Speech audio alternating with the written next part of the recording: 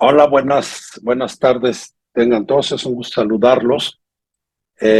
Vamos a tomarnos unos minutos para revisar el tema de abscesos profundos de cuello, que forma parte de los temas que se van a ver en este proyecto tan importante que ha desarrollado la Sociedad Mexicana de Otorrino de ecos-en-otorrinolaringología. Antes de continuar, quisiera agradecer la invitación del doctor Francisco Javier Sainz y del doctor Sergio Careta a participar en tan importante proyecto. Ya en materia, ¿por qué hablar de abscesos profundos de cuello? ¿Por qué este tema?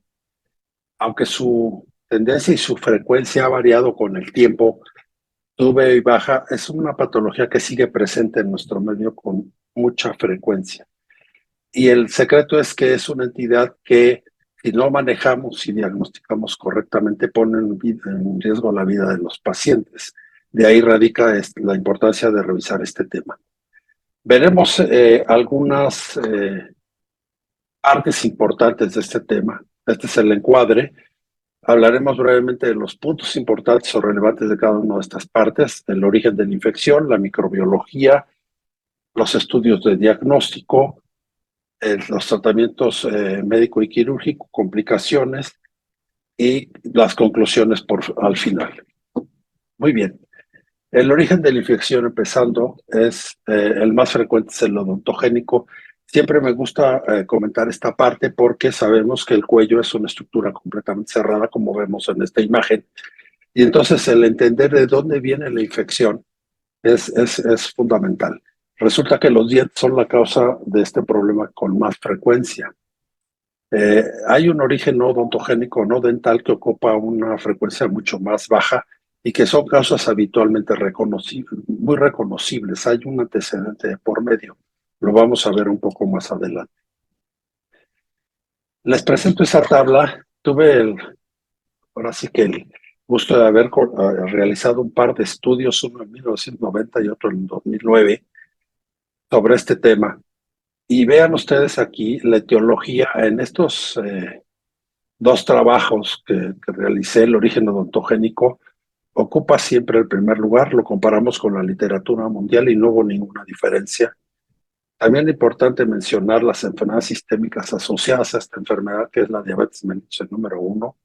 Hay algunas otras que se han descrito, pero inclusive el VIH, que ha de repente tomado una gran importancia, pero la diabetes sigue siendo la número 1. Vale la pena comentar aquí en cuanto a los espacios que están involucrados. Siempre es el espacio mandibular el que con más frecuencia se afecta. Sin embargo, en la literatura mundial de repente aparece el espacio parafaringeo como el número 1. Lo que sucede con esta serie de casos es que mezclan a niños con adultos y toman las infecciones respiratorias como una causa frecuente e incluyen el absceso periamigdalino y los abscesos parafaringeos derivados. Por eso cambia un poquito el espacio que está involucrado. En relación a los cultivos, vemos cómo en la evolución en general llegamos a tener cultivos pues que pueden ser positivos o pueden ser demostrativos solo en la mitad de los casos. Y esto es muy parecido a lo que sucede en la literatura mundial. Y los gérmenes sí pueden variar considerablemente y eso cambia de acuerdo al hospital donde se están tomando las muestras. Estaremos un poquito adelante. Bien, el origen odontogénico. Aquí hay dos situaciones interesantes que comentar. Todo se origina en una caries dental. De ahí empieza el proceso infeccioso que va abarcando toda la extensión del diente hasta llegar al ápice, donde se tendrá que formar un absceso en el ápice dental. Esto lleva tiempo, no es un problema que va a suceder en un día o dos. Normalmente por el promedio de tiempo antes de que se genere este problema es de una semana. Entonces, en ese tiempo los pacientes tienen eh, la posibilidad de acudir a recibir atención médica, a que se les resuelva este problema. Y entonces aquí encontramos dos problemas. Uno, o estos enfermos no están acudiendo a su atención médica y hay un descuido de su parte, o están recibiendo una atención médica inadecuada. Como sea el caso, es ya que se forma el absceso en el ápice dental, pues tenemos un riesgo potencial de generar un absceso profundo de cuello. Ahora, no todo el mundo que tiene caries va a tener problemas de abscesos de cuello, eso habría que entenderlo de esa forma. Y aquí es donde las enfermedades subyacentes juegan un papel fundamental. La diabetes mellitus es una de las causas asociadas a los abscesos muy común. Entonces, cuando se conjuntan los dos eventos es cuando el riesgo potencial de un absceso crece exponencialmente. Podríamos tener mucha gente un absceso apical y quedar resuelto en ese momento y no darnos ningún problema. Pero si se asocia a algún otro problema que dice disminuya la inmunidad de los pacientes, evidentemente vamos a tener dificultades. Bien, la otra punto del origen de la infección importante es nuestra barrera natural contra esta infección, que es el músculo mieloide, el que se muestra en esta imagen. Cuando nosotros tenemos ya la infección en el ápice dental, esta infección rebasa la inserción del músculo mieloideo y pasa por debajo, vamos a tener un absceso profundo en el cuello. Cuando pasa por arriba, lo que vamos a tener es un absceso vestibular, como este que se muestra en la imagen, que está en la arcada dental superior, pero se ve igual en la inferior y es un absceso localizado en la boca, que en realidad, bueno, pues es un problema médico que se tiene que atender, pero que difícilmente va a poner en riesgo la vida de ningún paciente. El otro punto importante es que esto sucede entre el segundo y tercer molar inferior habitualmente. Esa es la razón de que el espacio submandibular sea el más afectado o con más frecuencia. Aquí vemos entonces un resumen de esto, que son la evolución promedio de que empiezan las infecciones dentales al absceso, que es de 6 días, 7 días aproximadamente. El espacio mandibular es el más frecuente afectado, que es por la ubicación del segundo y tercer molar. Afortunadamente, casi el 60% de los casos solo se involucra un espacio y se logra detectar estos enfermos y resolver el problema antes de que se extienda. 20% dos espacios y hasta otro casi 20% tres o más espacios, que son los pacientes que tienen un riesgo de complicaciones muy elevado.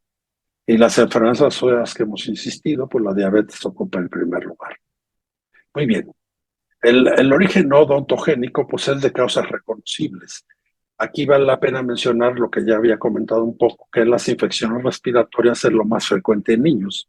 Y muchos estudios involucran el absceso periamigdalino y los abscesos parafaringios como parte de nuestro problema general, y eso puede hacer cambiar un poco la estadística en cuanto al espacio que más frecuente está involucrado en estas infecciones. Muy importante también reconocer que hasta el 10% de los casos no encontramos una causa reconocible de la infección. Aparece el absceso, el enfermo no ha tenido problemas dentales, no ha tenido cirugías de cuello, no ha habido manipulaciones de la vía aerodigestiva, traumas, ni cualquier otro antecedente y aparece el absceso. Esto sucede, como les digo, hasta el 10% de los casos. Aquí les presento pues una imagen, por ejemplo, este es un hueso de pollo literalmente en el seno piriforme, y la extracción de estos cuerpos extraños son los que desgarran las mucosas y hacen propensa la producción de un absceso profundo del cuello.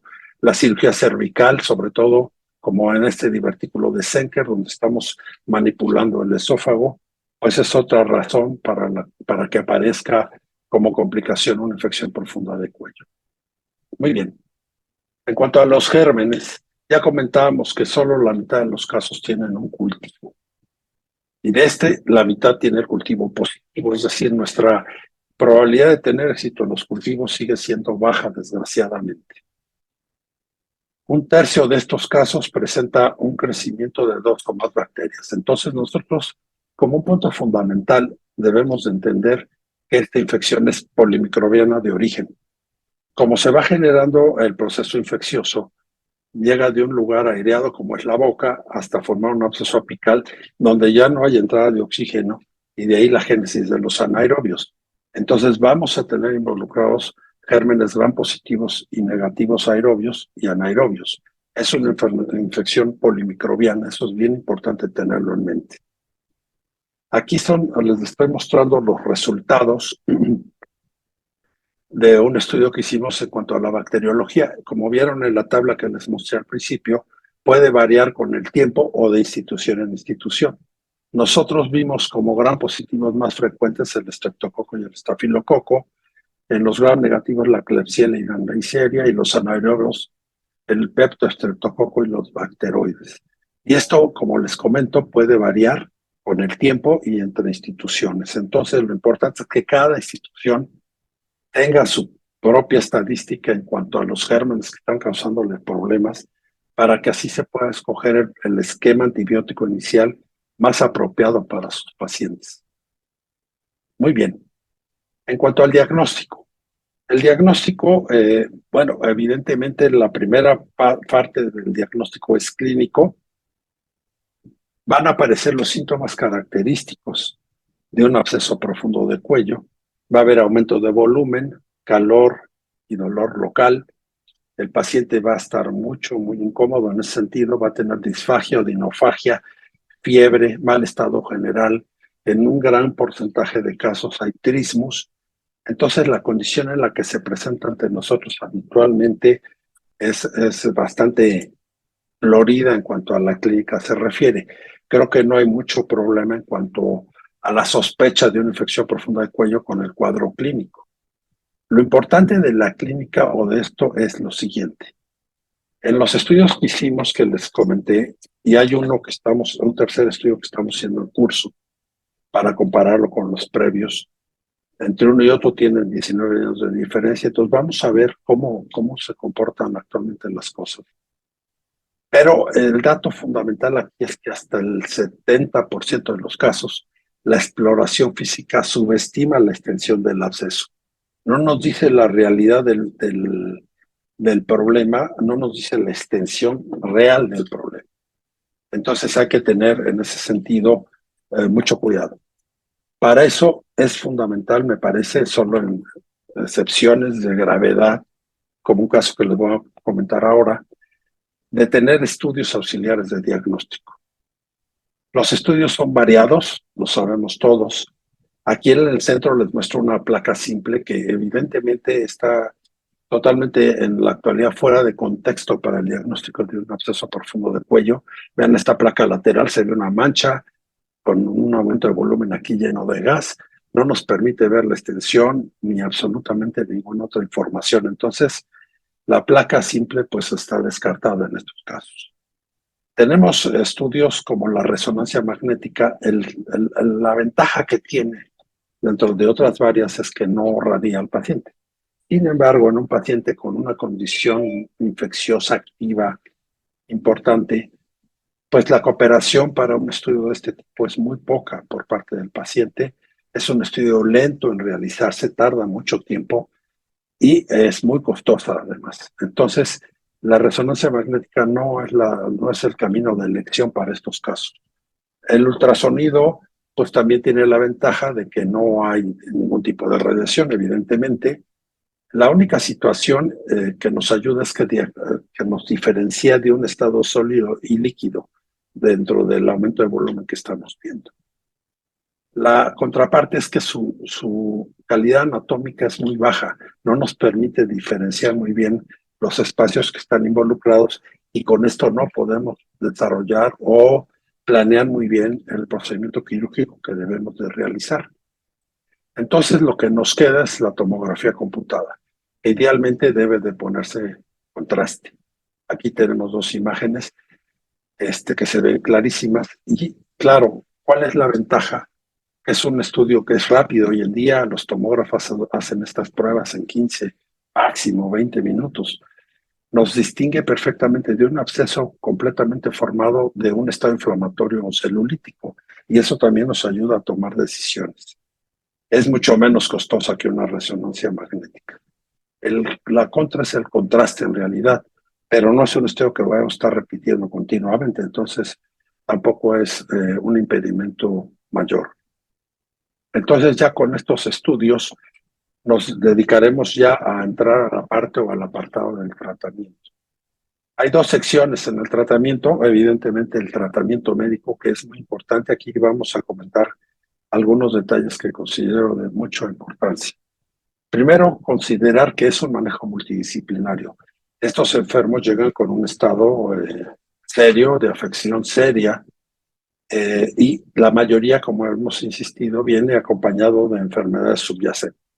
Entonces necesitamos nosotros ayudarnos de otras especialidades para poder controlar esos enfermos, controlar la glicemia si vienen en descontrol, si tienen una enfermedad renal o cualquier otra enfermedad debilitante asociada, ponerla en control y en orden, ¿sí? Esto es parte integral del tratamiento de estos enfermos. Basado en esto, ya que tenemos nosotros este control de este paciente, nuestra situación es darle apoyo, hidratarlo, ahorita lo vamos a ver, y iniciar con un tratamiento antibiótico que inicialmente debe de ser empírico. Tendríamos que entonces tomar los cultivos cuando se haga la intervención y de acuerdo a los resultados ajustar el tratamiento. Pero inicialmente sabemos que es una infección polimicrobiana, haremos un doble esquema, necesariamente un doble esquema, que cubra aerobios gram positivos y negativos y anaerobios. Aquí les muestro pues, tres posibilidades. Nosotros usamos la primera rutinariamente, que es la clindamicina naloxone, y se va ajustando de acuerdo al resultado que vamos obteniendo de los cultivos. Muchas veces la respuesta a estos tratamientos iniciales no es tan buena como quisiéramos o como sucedía hace muchos años, ya que hoy día más de la mitad de los pacientes ya recibieron alguna terapia antimicrobiana previa. Esto pasa por el tiempo de evolución que tienen de que se gesta la infección y se manifiesta el absceso, lo que habíamos comentado, pues lleva de menos una semana. Y en este intervalo el enfermo ya tomó uno o varios antibióticos. Entonces hace que la respuesta a la terapia inicial no sea tan exitosa como quisiéramos. Muy bien, aquí me detengo a comentar lo siguiente. Vamos a suponer que recibimos este enfermo con este estado inflamatorio severo, con mucho dolor, con la azúcar descontrolada, mal hidratado, y intervenimos hidratándolo, le quitamos el dolor, se le controla la glicemia o cualquier otra morbilidad que tenga, y de repente el enfermo mejora considerablemente. Es lo que yo le llamo la luna de miel del absceso. Y esto puede dar pie a confusiones. Cuando de repente pasa esto y en unas horas el enfermo mejora considerablemente, hay quien pudiera pensar que lo mejor es dejarlo así y ver la evolución. Y eso es un error, hay que tener mucho cuidado. Si nosotros le damos todo este soporte a un paciente es para mejorarlo y tenerlo en mejores condiciones para el tratamiento definitivo, no para dejarlo en observación, porque así como mejora, en muy pocas horas puede empeorar y nos puede dar un problema de la vía respiratoria, una emergencia respiratoria. Y entonces ahí el pronóstico y la situación del enfermo va a cambiar drásticamente. No nos debemos de confiar en ese sentido. Por eso, como parte de este manejo, hay que tener una vigilancia estrecha en la vía aérea permanentemente desde que recibimos al enfermo, porque al final es lo que causa las complicaciones más serias de estas infecciones. Muy bien, iremos pues al tratamiento quirúrgico.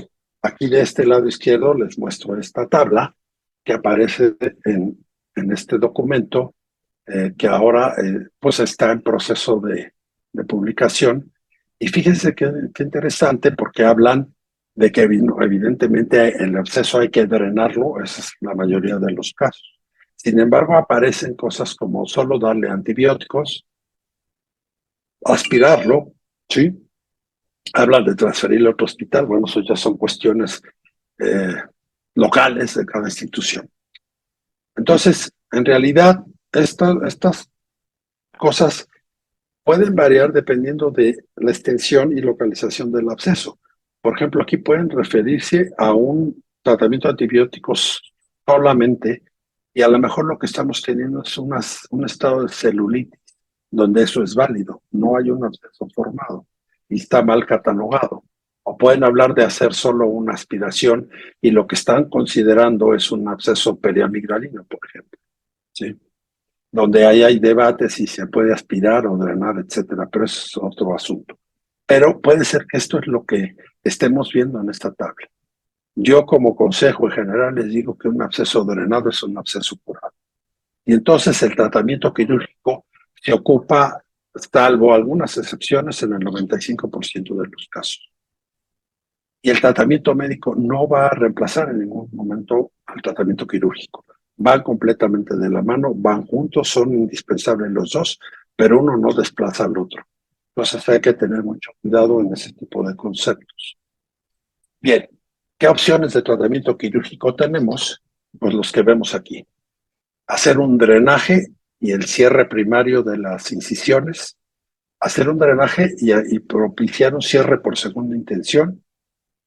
Se usan abordajes combinados transorales cuando se requiere, eso hay que tenerlo presente. Y vamos a comentar un poco del manejo de la vía aérea y del sistema de presión negativa que está tomando mucho ojo desde hace ya algunos años. Entonces, en el primer capítulo es hacer el drenaje y el cierre primario.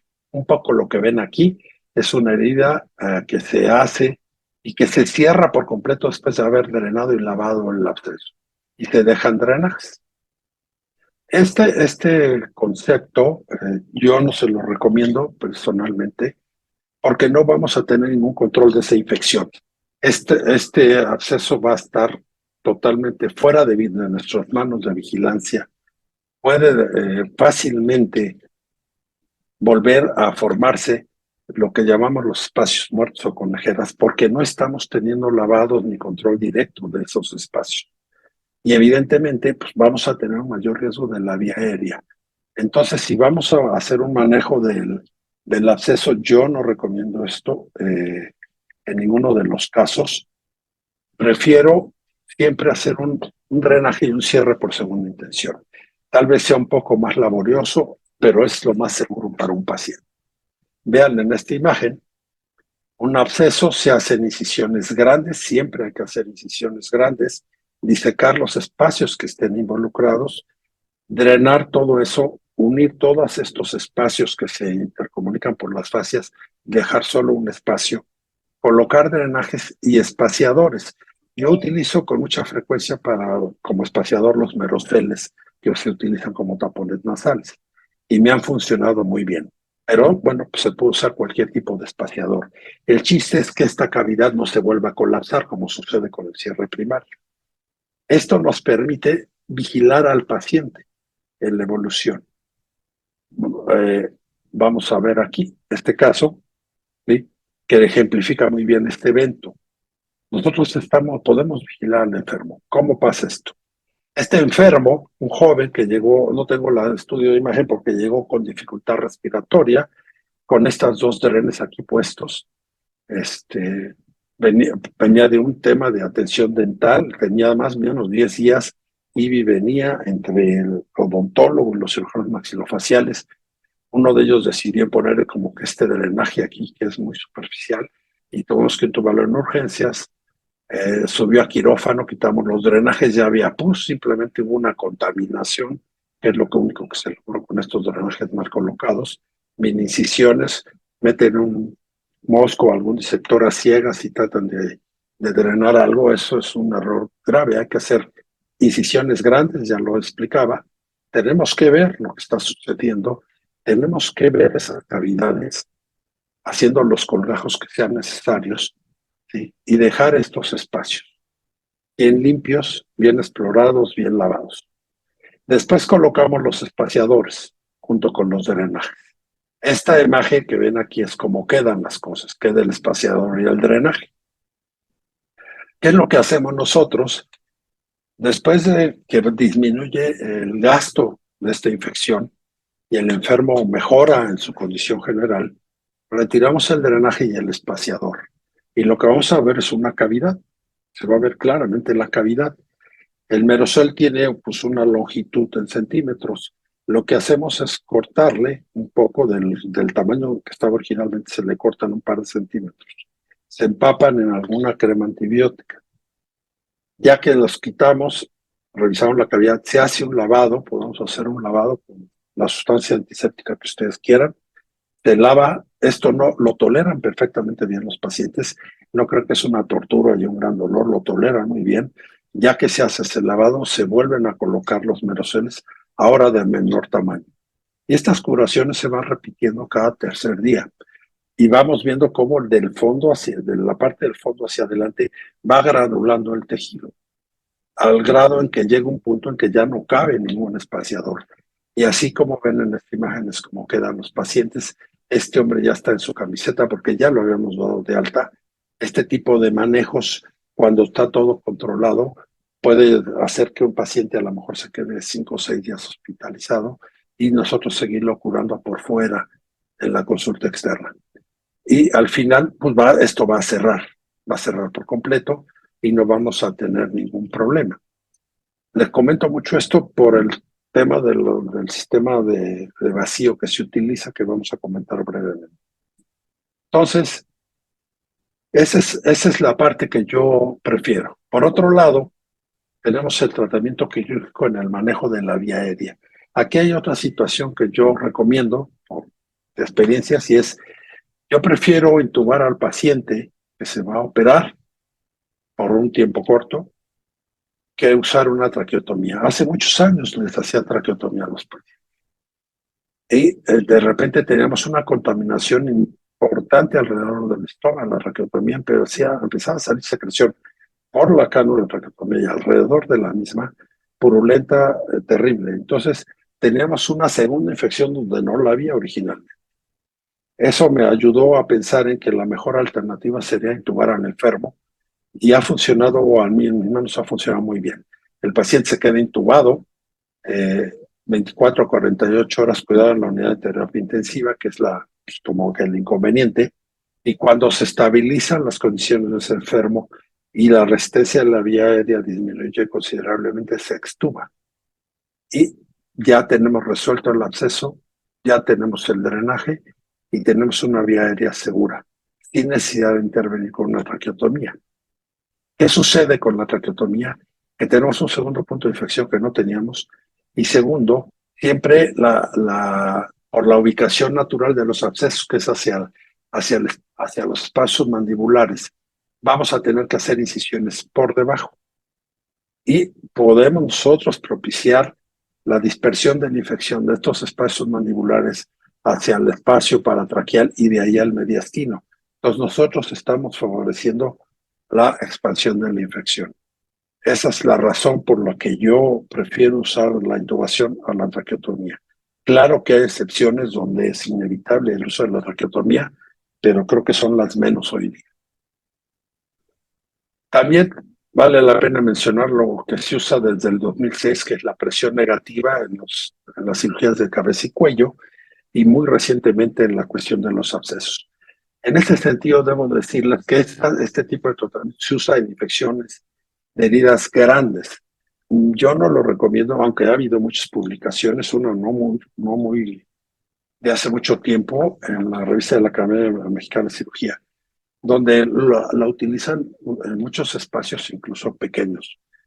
¿Por qué? Porque nosotros vamos a tener que por el sistema en que funciona el BAC, o el sistema de vacío, vamos a tener que hacer una reconstrucción de ese defecto y tendremos que tener entonces una segunda intervención.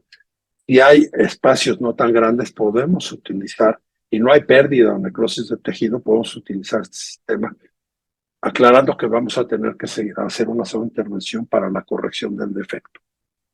Entonces, siempre hay que tener en mente eso cuando utilizamos estos sistemas. Este es un poco esquemático la forma en que funciona la presión negativa. Disminuye el crecimiento bacteriano y las esponjas que se utilizan propician mucho esta situación, funcionan como antisépticos porque tienen plata, entonces nos ayudan mucho. Ayudan a la vasculogénesis, reducen el edema, mejoran la perfusión local y al final hay tejido de granulación. Entonces esas son las bondades de este sistema. Como todo buen sistema que usa un vacío, tiene complicaciones. Puede haber necrosis tisular o un síndrome de choque tóxico, como sucede cuando los tapones nasales inclusive, y daño a estructuras vitales si no tenemos el cuidado de no utilizar este sistema cuando tenemos expuestos vasos y nervios, porque el vacío que generan pueden por succión lastimar estos tejidos y darnos un problema adicional. Entonces, pues insisto, se requiere usar en heridas grandes, Esto se los quiero ejemplificar con este caso. Vean, este paciente llegó con un absceso submandibular que se abrió, se drenó, se pusieron los espaciadores, como les he comentado. 24 horas después vimos toda esta progresión, ¿sí? De necrosis en la piel. Evidentemente algo estaba muy mal. Era una paciente que además era inmunocompetente. Entonces, muy sorpresiva la evolución. La metimos a quirófano, tuvimos que debridar. Había una secreción que, déjenme decirle, era una cosa espectacular. Debridar todo el tejido necrótico, hacer lavados exhaustivos una y otra vez y vean el defecto que se ha formado. Un defecto grande, ¿sí? Afortunadamente, si ustedes observan, no tenemos estructuras vasculares expuestas. Entonces, esto nos permitió usar el sistema VAC. Vean este pequeño video, cómo la succión es intensa. Por eso hay que tener cuidado con los vasos y con los nervios y los vasos. Miren. Sí, como ven, la succión que utiliza es muy intensa y así la mantenemos. Y básicamente, los cambios que yo hice en esta enferma fueron, el primero lo hice al 5.º día y el segundo al 4.º día. Y ahí es cuando pudimos ya reparar el problema. Vean aquí cómo queda el tejido, cómo ayuda este sistema a mejorar el tejido, a controlar la infección, pero efectivamente queda un defecto granulado en todas las orillas. Entonces esto nunca va a cerrar solo. Tendríamos que reconstruir. En esta paciente en particular usamos un injerto de piel libre abdominal. Aquí está ya colocado y así es como quedó y cómo se ve una semana después más o menos de haberlo colocado. ¿Sí? Entonces, es un sistema muy bondadoso, pero sí hay que tener presente esto. Usarlo en grandes lesiones y no en lesiones pequeñitas para darle una segunda cirugía a ese enfermo y rotarle un colgajo o hacerle un injerto. Eso lo podemos evitar haciendo esta cirugía con cierre por segunda intención. Muy bien. Las complicaciones que tenemos son las dos más temidas y más conocidas. Lo que realmente lleva a la complicación mayor de estos enfermos es la obstrucción de la vía aérea. Nosotros debemos de tener una vigilancia estrecha de la vía aérea porque al final eso es lo que nos va a traer como pues, desenlaces fatales con estos pacientes. La mediastinitis es la segunda complicación más temida de los abscesos y muchas veces sucede por cuestiones como la traqueotomía o por manejos tardíos del absceso, donde nosotros estamos, al no hacer drenajes correctos, vigilancia correcta, permitiendo que se siga expandiendo la infección una vez que ya está completamente instaurada. Entonces, son las dos cosas mucho más comunes que podemos ver. En cuanto a las conclusiones, bueno, si sabemos cuál es la causa, que es un tema dental, pues hay que tratar de ayudar un poco en cuanto a la prevención y sí ayudar en estas campañas de salud dental, porque vamos a reducir evidentemente el número de enfermos con esta patología. Siempre usar un doble esquema, ¿sí? Y mejorarlo y cambiarlo cuando tengamos los cultivos. Con nuestro índice de cultivos tan bajo, es fundamental que mejoremos las técnicas de cultivo que tenemos en el hospital. Es algo que yo he peleado desde hace mucho tiempo y que hay que seguirlo haciendo. El manejo siempre va a ser multidisciplinario. No es un caso que si nosotros vamos a intervenir es nuestro y se acabó. Siempre tenemos que apoyarnos de internistas, de nefrólogos, de infectólogos, de terapia intensiva, de lo que sea necesario para solventar el problema del enfermo. El tratamiento es médico y quirúrgico, recuerden eso. Se individualiza cada caso y cada uno será resuelto de acuerdo a sus necesidades. Y la vigilancia de la vía aérea es permanente desde el ingreso del paciente. Muy bien, creo que tocamos los puntos más importantes en cuanto a esta patología. Es un tema extraordinariamente extenso, pero bueno, respetando los tiempos asignados, creo que pudimos ver las partes fundamentales de esta temática. Les agradezco a todos mucho su atención. Buenas tardes.